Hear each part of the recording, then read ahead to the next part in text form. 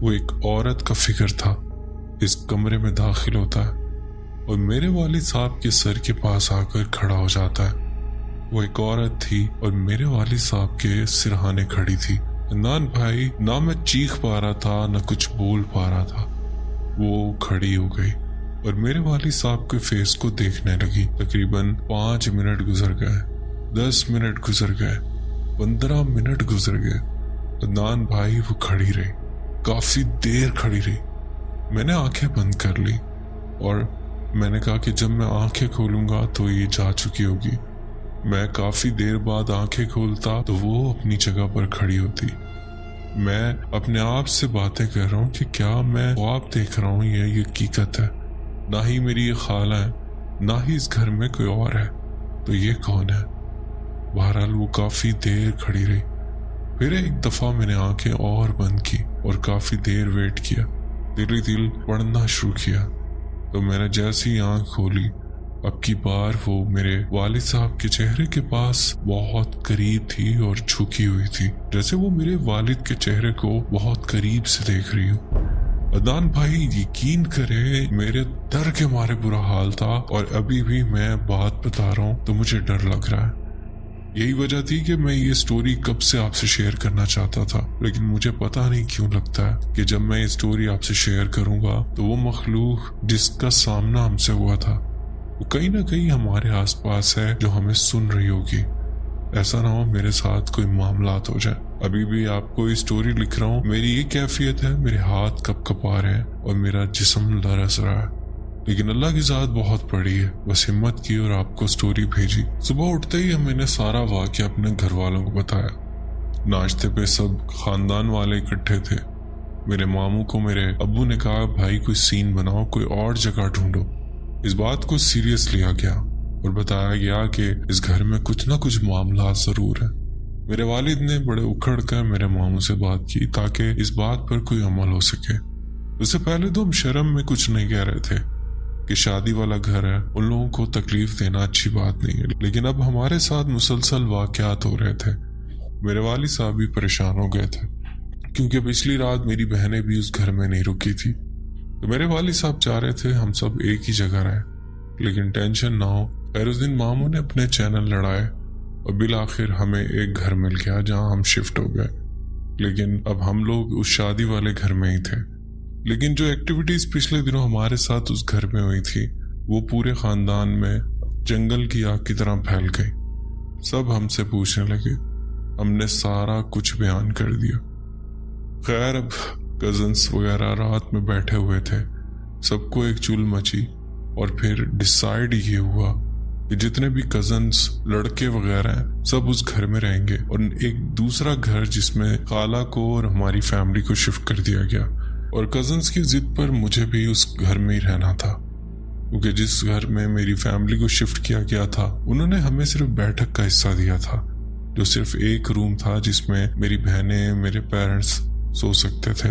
ہم 2 بھائی بہت مشکل سے وہاں ایڈجسٹ ہو جاتے، لیکن کزنس کی ضد کرنے پر ہم دونوں کو بھی اس گھر میں واپس سونا پڑا۔ اب چونکہ بہت زیادہ کزنس تھے اور بڑے بھی تھے جس میں خالو وغیرہ تھے، تو ہم لوگوں نے ٹینشن نہیں لی کہ چلو جو بھی ہوگا، زیادہ سے لوگ ہیں، پریشانی نہیں ہوگی، تو ہم لوگ بھی رات کو وہیں سونے چلے گئے۔ یہاں بتاتا چلوں کہ یہاں پر میرے کزنز بہت ایکسائٹیڈ تھے کہ آج رات ہم کوئی بھوت چڑیل وغیرہ دیکھیں گے۔ عدنان بھائی باقاعدہ اس کے لیے انتظام کیا گیا کہ رات کو وہاں سوئیں گے اور رات میں جو بھی ایکٹیویٹیز ہوگی اسے ہم دیکھیں گے۔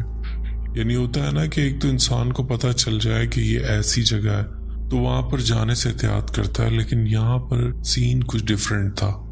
کزنز وغیرہ سب لوڈو لے کر آ گئے، رات کو لوڈو کھیلنے لگے اور خوب ہلا گلا شروع ہو گیا۔ باقاعدہ ایک خالو نے بھی ہمارے ساتھ جوائن کیا۔ کمرے میں ہم لوگ خوب ہلا گلا کر رہے تھے اور لوڈو کھیل رہے تھے۔ اب جو ہارے گا اس پہ پلینٹی بھی تھی، کوئی کولڈ ڈرنک پلائے گا، کسی پہ آئس کریم ڈال دی گئی، مطلب ہم لوگ انجوائے کر رہے تھے۔ اس رات ہم بھی بھول چکے تھے۔ اب جس کو نیند آتی جا رہی تھی وہ دوسرے کمرے میں جا کر سوتا جا رہا تھا۔ کافی رات ہو چکی تھی، رات کے 3-4 بج گئے تھے۔ اس لوڈو کی گیم میں ہم لوگوں نے اتنا انٹرسٹ لے لیا تھا کہ ہمیں کوئی ہوش نہیں تھی۔ خیر کافی دیر کھیلتے رہے، اور آہستہ آہستہ جو سوتا رہا، جس کو نیند آتی رہی، وہ دوسرے کمرے میں جا کے سوتا رہا۔ اب میری بھی بس ہو چکی تھی۔ اینڈ میں 4 لوگ جو بہت پرجوش تھے اور بہت ایکٹیو تھے، وہی لوڈو کھیل رہے تھے۔ میں بھی جا کر دوسرے کمرے میں لیٹ گیا، جہاں باقی بھی کافی کزنز سو چکے تھے۔ یہ وہی بڑا کمرہ تھا جہاں پر میں اپنی فیملی کے ساتھ سو رہا تھا۔ اس میں کافی چارپائیاں بچھی ہوئی تھی، اور جس کمرے میں ہم 2 بھائی سویا کرتے تھے، لوڈو کا میچ وہیں چل رہا تھا۔ ہمیں باقاعدہ ان چاروں کی آواز آ رہی تھی۔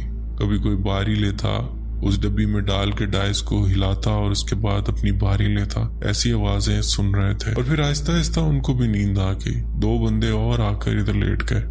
2 بندوں کی جگہ تو وہاں تھی ہی، تو وہ 2 بھی وہیں لیٹ گئے۔ اب تقریباً کوئی 4-5 بجے کا ٹائم ہوگا کہ میری اچانک سے آنکھ کھل گئی۔ ماحول کا جائزہ لیا تو باقی کے سب لوگ بھی سو چکے تھے۔ اب مجھے نیند نہیں آ رہی تھی۔ یہ غلط ہو گیا۔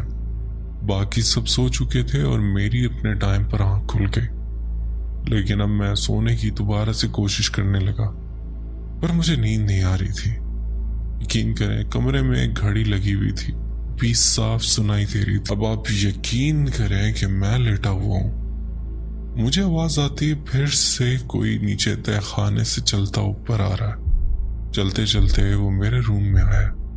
وہی عورت تھی جس نے پورا اپنے آپ کو ایک کالے لباس میں ڈھکا ہوا تھا۔ اس کے اوپر پورا ایک ہی کپڑا تھا جو سر سے لے کے پاؤں تک تھا۔ وہ عورت کمرے میں آئی ہے۔ اس نے زیور پہنے ہوئے تھے۔ اس کا چہرہ بہت ہی خوفناک تھا۔ صرف فگر سے پہچانی جا رہی تھی کہ وہ ایک عورت ہے۔ میرے کمرے میں آتی ہے، میرا جسم ویسے ہی ساکت ہو گیا۔ میں اسے دیکھنے لگا۔ وہ عورت میرے سامنے ہی میری چارپائی کے نیچے گھسنے لگی۔ عدنان بھائی، میں کیا بتاؤں، یہ منظر بہت خوفناک تھا۔ جب وہ چارپائی کے نیچے جا رہی تھی تو مجھے اپنی چارپائی کے نیچے ہلچل محسوس ہوئی، جیسے وہ میری چارپائی کے نیچے آ کر لیٹ گئی ہے۔ اس کے بعد مجھے اتنا خوف آیا، اتنی دہشت آئی۔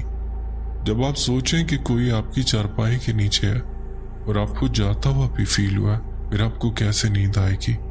وہ مسلسل حرکت کر رہی تھی، اور ایسے جیسے اس کے ہاتھ میں کوئی پاپڑ وغیرہ کی کوئی تھیلی ہو، جس کی کھڑ کھڑ کی آواز مجھے سنائی دے رہی ہے۔ پتہ نہیں وہ میری چارپائی کے نیچے کیا کر رہی تھی۔ نہ میں اٹھ کے بھاگ سکتا تھا، نہ میں کسی کو اٹھا پا رہا تھا۔ ڈر کا ایک نیکسٹ لیول تھا۔ میں کیا بتاؤں کہ کتنا خوف آ رہا تھا۔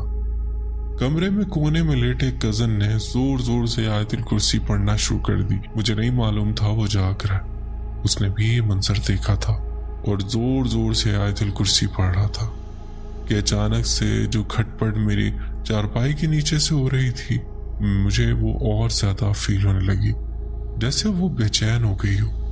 تھوڑی دیر بعد وہ چارپائی کے نیچے سے نکلتی ہے اور دوبارہ دروازہ کھول کر باہر کی طرف جانے لگتی ہے۔ میرے کزن نے اور اونچی آواز میں آیت الکرسی پڑھنا شروع کی۔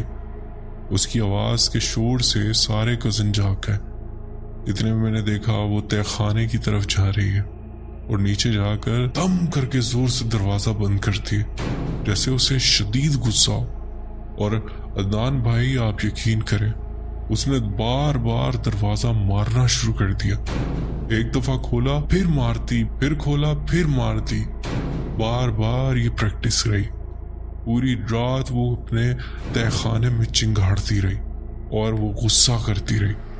اس سے پہلے ہم فیملی کے ساتھ وہاں رہ رہے تھے، لیکن ایسی سچویشن کبھی نہیں ہوئی۔ لیکن آج بہت زیادہ ٹو مچ ہو گیا تھا۔ سارے کزن اٹھ کر گھر سے باہر بھاگنا شروع ہو گئے۔ ایک ایک کر کے سب نکل گئے۔ 1-2 خالو بچے تھے، وہ بھی باہر آ گئے۔ دروازے کو بند کر دیا گیا اور قریبی ایک مسجد میں جا کر ہم نے رات گزاری۔ صبح اٹھ کر ہم شادی والے گھر آئے، وہاں ناشتہ وغیرہ کیا، اور یہ بات پورے خاندان میں کھل گئی کہ وہ آصف زدہ گھر ہے۔ اور پھر اس مالی مکان سے بات کی گئی کہ رات میں ایسا ہمارے ساتھ ہوا۔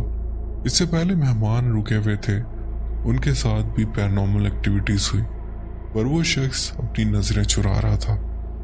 اس پہ جب میرے ماموں نے غصہ کیا کہ میرے مہمان بہت دور دور سے آئے ہوئے، تم نے ہمیں بے عزت کروایا، तो उसने मेरे मामू को बताया कि बहुत पहले इस घर में एक डायन का कब्जा था और वो डायन उस तहखाने में रहती थी, लेकिन एक आमिल को बुला के हमने उस तहखाने की हद तक उसे रखा। उसके बीच में और आमिल के बीच में ये तय पाया कि ना हम तुम्हें डिस्टर्ब करेंगे और ना तुम हमें करना। उस घर में उसे तहखाना दे दिया गया। उसके बाद इस घर में एक्टिविटीज बंद हो गई, क्योंकि इससे पहले हम खुद यहाँ पर रहा करते थे, लेकिन जब ये एक्टिविटीज हमारे साथ हुई थी तो हमने घर छोड़ दिया था। अपना एक और प्लॉट था जिसपे नया घर बनाया और इस घर को ऐसे ही छोड़ दिया। यहाँ पर कोई किराए पे भी रहता है तो डर के भाग जाता है, क्योंकि वो अपना आप जाहिर जरूर करती है, हाँ नुकसान नहीं पहुंचाती। वो एक डायन है जो हमारे उस घर के तहखाने में, जिस पर मेरे मामू ने से और ज्यादा बातें सुनाई। खैर शुक्र है अल्लाह का, किसी को कोई नुकसान नहीं दिया, लेकिन ये एक खौफनाक वाकया था जो मेरी जिंदगी का एक ऐसा वाकया जो मुझे आज तक याद है। अभी भी आपको शेयर किया तो मेरा डर के बुरा हाल है, न जाने मैं अब रात कैसे गुजारूंगा। तो उम्मीद है आप इसे अपने चैनल पर लाजमी शेयर करेंगे। बहुत शुक्रिया आपने अपनी स्टोरी हमसे शेयर की।